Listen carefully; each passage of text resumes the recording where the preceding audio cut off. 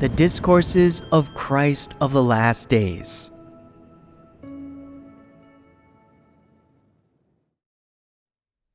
Belief in God must begin with seeing through the evil trends of the world. Do you know what the greatest wisdom is? Based on your current stature, do you know what you should focus on in your faith? And what the greatest wisdom is in terms of how you should pursue and practice? Some people do not appear to be very skilled on the outside, and they are silent and reserved all the time. They do not speak much, but they have in their hearts a great wisdom that others do not. Most people cannot see it, and even when they can, they will not think of it as wisdom. They will think that it is unnecessary and that it has no value. Can you think of what this greatest wisdom of theirs is? Having a heart that is always quiet before God, always praying to God, and always drawing near to Him. You have touched a little on the right answer. What is the purpose of drawing close to God? To seek God's will. What is the point of seeking God's will? Is it to rely on Him? The point is to rely on God. If you rely on God in everything, God will enlighten you, lead you, and guide you. You will not have to feel your way in the dark like a blind man, and you can simply act according to God's words. Is that not far easier? You will not need to bumble about anymore. You can just do as God indicates. This is easy and quick, and it does not require you to exhaust yourself by taking roundabout paths. God has spoken His words very clearly, so you don't need to worry about deciding how you ought to act. Is this not wisdom? Do you understand now? Let me tell you, the greatest wisdom is to look to God and rely on God in all things. This is not recognized by ordinary people. People all think that attending more gatherings, listening to more sermons, fellowshipping more with their brothers and sisters, forsaking more, suffering more, and paying more of a price will earn them God's approval and salvation. They think practicing this way is the greatest wisdom, but they neglect the biggest matter: looking to God and relying on God. They regard petty human cleverness as wisdom and ignore the ultimate effect that their actions are supposed to achieve. This is a mistake. Regardless of how much truth one understands, how many duties one has performed, how much one has experienced while performing those duties, how great or small one's stature is, or what sort of environment one is in, what one cannot do without is that one must look to God and rely on Him in everything one does. This is the greatest sort of wisdom. Why do I say this is the greatest wisdom? Even if one has come to understand some truths, will it do if one does not rely on God?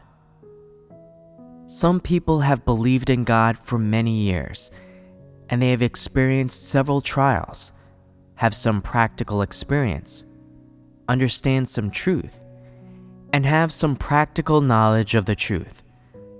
But they do not know to rely on God, nor do they understand how to look to and rely on Him.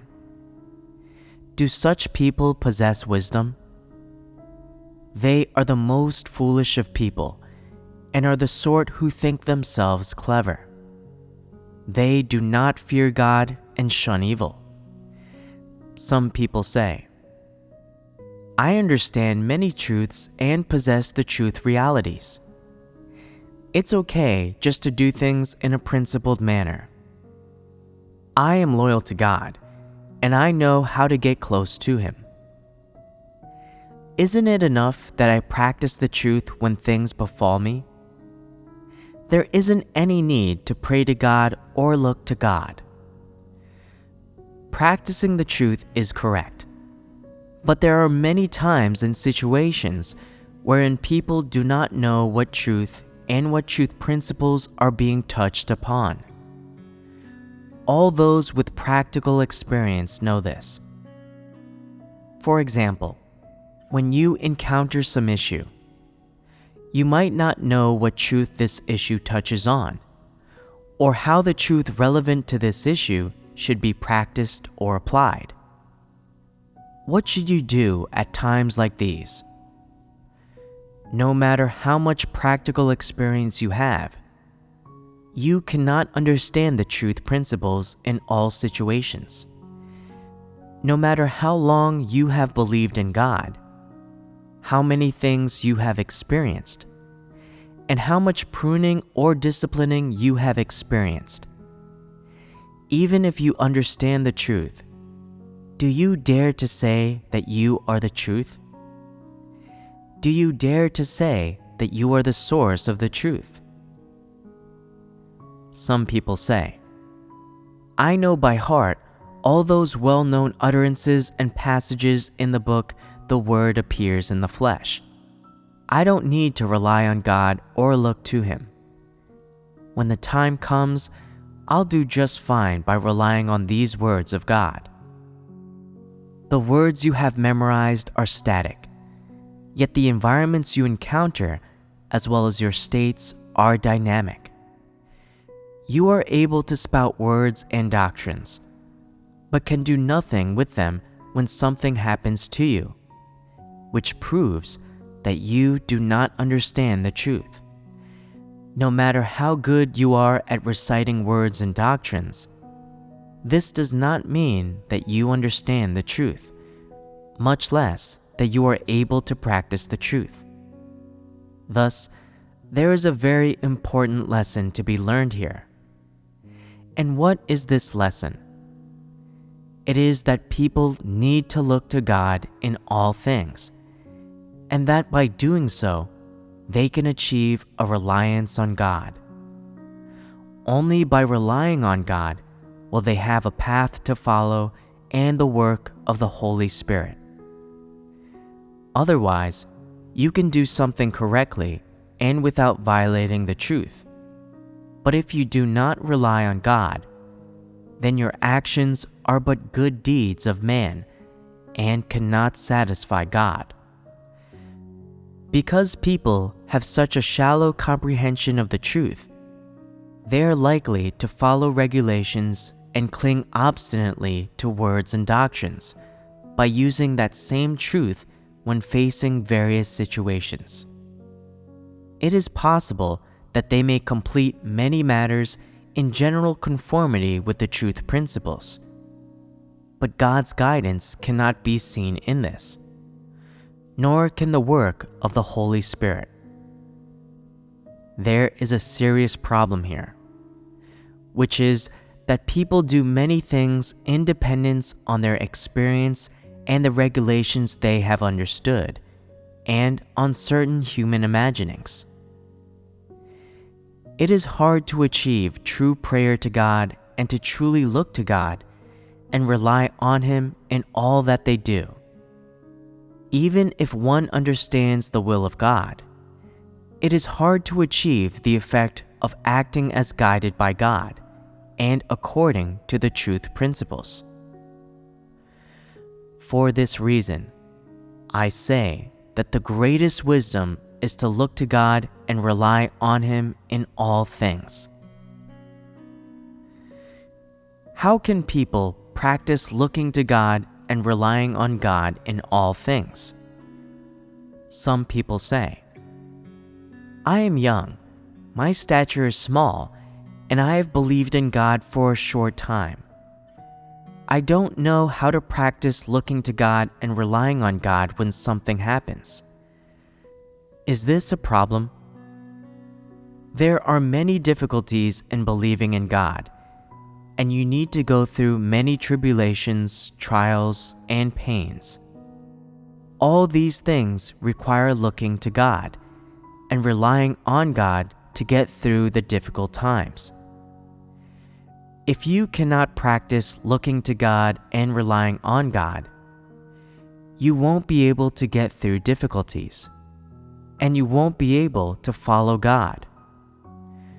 Looking to God and relying on God is not an empty doctrine, nor is it a mantra for believing in God. Rather, it is a key truth, a truth you must possess to believe in and follow God. Some people say, looking to God and relying on God only applies when a major event happens. For example, you only need to look to God and rely on God when faced with tribulations, trials, arrest, and persecution, or when you encounter difficulties in your duties, or when you are pruned. There is no need to look to God and rely on God for the trivial matters of personal life, because God doesn't care about them. Is this statement right? It is definitely not right. There is a deviation here. It is necessary to look to God in major matters. But can you handle the trivial things and small matters in life without principles?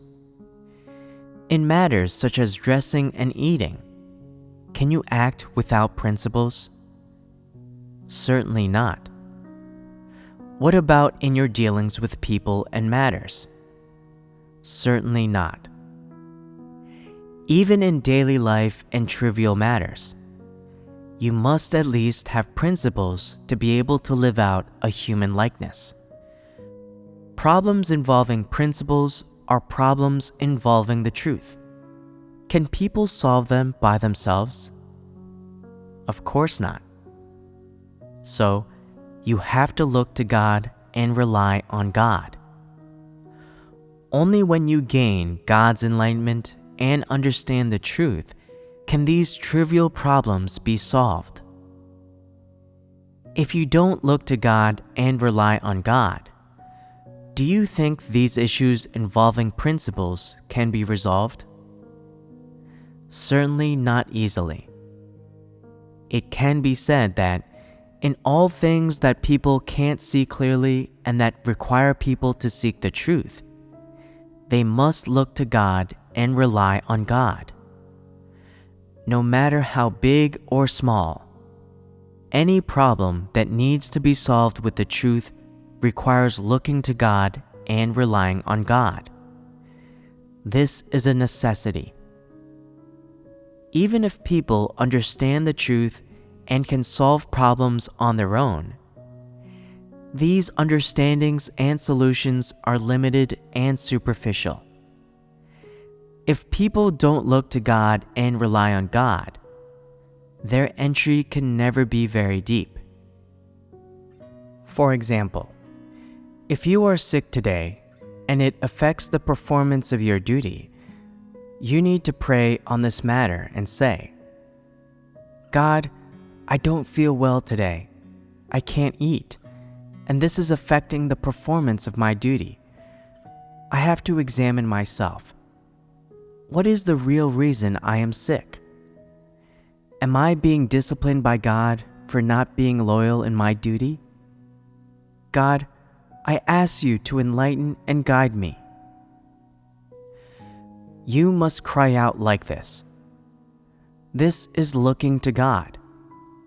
However, when you look to God, you cannot simply follow formalities and abide by regulations. If you don't seek the truth to resolve problems, you will delay things. After you pray to God and look to God, you should still live your life as you ought to, without delaying the duty that is yours to perform. If you are sick, you should see a doctor, and this is proper. At the same time, you must pray, reflect on yourself, and seek the truth to resolve the problem. Only practicing like this is completely appropriate. For certain things, if people know how to do them properly, then they should do them. This is how people should cooperate. However, whether the desired effect and goal can be fully achieved in these matters depends on looking to God and relying on God. In problems that people can't see clearly and can't handle well by themselves, they must all the more look to God and seek the truth to solve them. The ability to do this is what people with normal humanity should possess. There are many lessons to be learned in looking to God. In the process of looking to God, you may receive the enlightenment of the Holy Spirit, and you will have a way, or if God's word comes upon you, you will know how to cooperate. Or perhaps God will arrange some situations for you to learn lessons, in which there are God's good intentions. In the process of looking to God, you will see God's guidance and leadership, and these will help you learn many lessons and gain a better understanding of God. This is the effect achieved by looking to God. Therefore, looking to God is a lesson that those who follow God must often learn, and it is something they will never finish experiencing in a lifetime. There are many people whose experience is too shallow and cannot see God's actions, so they think. There are many small things that I can do myself and in which I don't need to look to God. This is wrong. Some small things lead to big things, and God's will is hidden in some small things. Many people ignore the small things, and as a result, they find themselves having major setbacks due to small matters. Those who truly have God-fearing hearts, in both big and small matters, will look to God, pray to God, entrust everything to God, and then see how God leads and guides them. Once you have such experience, you will be able to look to God in all things, and the more you experience this, the more you will feel that looking to God in all things is very practical. When you look to God on a matter, it is possible that God will not give you a feeling, clear meaning, or much less clear instructions. But He will make you understand an idea with an exact relevance to the matter. And this is God guiding you using a different method and giving you a way. If you can sense and understand this, you will benefit. You may not understand anything in the moment, but you must continue to pray and look to God. There is nothing wrong with this, and sooner or later, you will be enlightened. Practicing this way does not mean abiding by regulations. Instead, it is meeting the needs of the Spirit, and it is how people should practice. You may not receive enlightenment and guidance every time you pray to God and look to God, but people must practice this way, and if they want to understand the truth, they need to practice this way. This is the normal state of life and spirit, and only in this way can people maintain a normal relationship with God, so that their hearts are close to God. It can therefore be said that looking to God is the normal interaction with God in people's hearts. Regardless of whether you can receive God's enlightenment and guidance, you should pray to God and look to God in all things. This is also the inevitable way to live before God. When people believe in God and follow God, they should have the state of mind of always looking to God. This is the state of mind that people with normal humanity should possess. Sometimes, looking to God does not mean asking God to do something using specific words, or asking Him for specific guidance or protection. Rather, it is that when people encounter some issue, they are able to call on Him sincerely. So, what is God doing there when people call on Him? When someone's heart stirs and they have this thought, "Oh God, I can't do this myself. I don't know how to do it, and I feel weak and negative." When this thought arises in them, does God not know about it? When this thought arises in people, are their hearts sincere? When they call on God sincerely in this way, does God assent to help them? Despite the fact that they may not have spoken a word, they show sincerity, and so God assents to help them. When someone encounters an especially thorny difficulty, when they have no one to turn to, and when they feel particularly helpless, they put their only hope in God. What are their prayers like? What is their state of mind? Are they sincere? Is there any adulteration at that time? It is only when you trust God as though He were the last straw that you clutch onto, hoping that He will help you, that your heart is sincere. Though you may not have said much, your heart has already stirred. That is, you give your sincere heart to God, and God listens. When God listens, He sees your difficulties and He will enlighten you, guide you, and help you. When is man's heart at its most sincere? It is most sincere when man looks to God when there is no way out. The most important thing to possess in looking to God is a sincere heart. You must be in a state of truly needing God.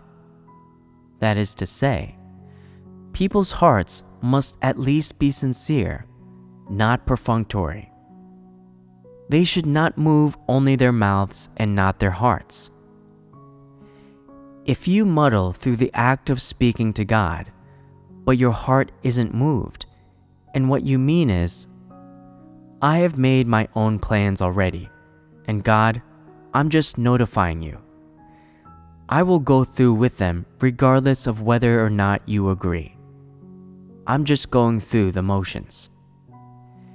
Then this means trouble. You are deceiving and toying with God. And this is also an expression of irreverence for God. How will God treat you after this? God will ignore you and put you aside, and you will be completely humiliated. If you don't actively seek God and don't make an effort in the truth, you will be eliminated. Most people who believe in God are in this state. Most of the time, they live in an unthinking, unconscious condition, and when nothing out of the ordinary has happened, when they are not in any great difficulty, they do not know to pray to God or rely on Him. They do not seek the truth in the face of regular problems, but live by their own knowledge, doctrines, and inclinations. They are well aware that the right thing to do is to rely on God. but most of the time they rely on themselves and the beneficial conditions and environments around them, as well as on any people, events, and things that are to their advantage. This is what people are best at. What they are worst at is relying on God and looking to Him because they feel looking to God to be too much of a bother, that no matter how they pray to God, they will still receive no enlightenment, illumination, or immediate answer. So they figure they'll save themselves the trouble and go and find a person to fix the problem. Thus, in this aspect of their lessons, people perform the worst, and their entry into it is the shallowest. If you do not learn how to look to and rely on God, you will never see God work in you, guide you, or enlighten you. If you cannot see these things, then questions such as whether God exists and whether He guides everything in the life of mankind will, in the depths of your heart, end with a question mark rather than a period or an exclamation point. Does God guide everything in the life of mankind? Does God scrutinize the depths of man's heart? If that is how you think, you're in trouble. For what reason do you make these into questions? If you do not truly rely on or look to God, you will not be able to give rise to genuine faith in Him. If you cannot give rise to genuine faith in Him, then for you, those question marks will forever be there, accompanying everything God does, and there will be no periods. When you are not busy, ask yourself, I believe that God is the sovereign of all things. Is that followed by a question mark, a period, or an exclamation point?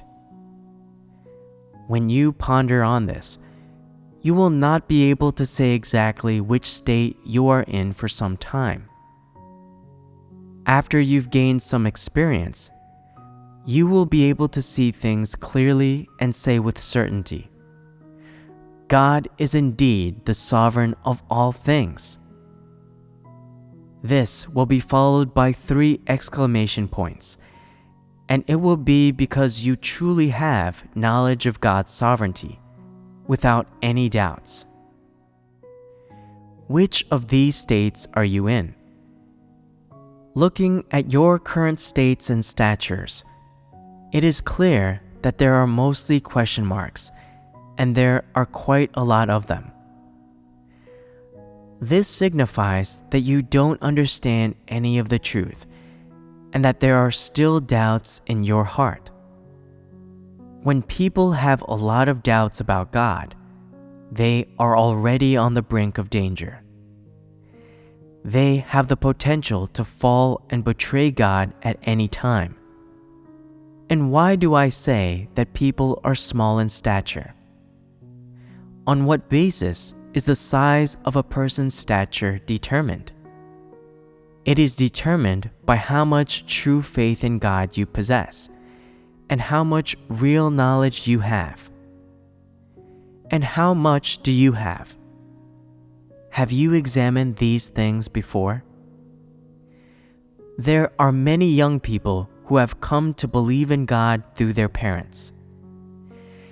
They have learned some doctrines about belief in God from their parents, and they think that believing in God is a good thing, that it is a positive thing, but they have yet to really understand or experience and verify the truths that believers in God ought to understand. Therefore, they have so many question marks and notions. Most of the words that come from their mouths are not affirmations or exclamations. They are questions. This is because they have too many deficiencies and cannot see through to things. and it is hard to say whether they will be able to stand firm. It is normal for you to have many question marks in your 20s and 30s. But after you have performed your duty for some time, how many of these question marks will you be able to get rid of? Will you be able to change these question marks into exclamation points? This will depend on your experience. Is this important or not? This is so important. What did I just say is the greatest wisdom? To look to God and to rely on Him in all things. When they hear this, some people say, "That answer is too simple and too common. It is a worn-out saying, and nobody says it nowadays." Looking to God may sound like an obvious way of practicing, but it is a lesson that every follower of God should study and enter into during their lifetime. Did Job look to God when he was in his 70s? And how did he look to God? What were the specific manifestations of him looking to God? When his possessions and his children were taken from him, how did he look to God? He prayed in his heart, and he did some things externally. And what is written in the Bible about it? Then Job rent his mantle and shaved his head, and fell down on the ground and worshipped. He dropped to the ground and worshipped. That is a manifestation of looking to God. This was incredibly devout. Is this something that you could do? We are not able to do it yet. Then are you willing to do it? If one can rise to the level of Job, fear God and shun evil, and become a blameless person, then they are perfect. But while you are doing your duty, you must have the will to endure hardship. You must keep striving toward the truth. Once you can understand the truth and handle matters according to the principles, you will have fulfilled God's requirements. You just have to remember this.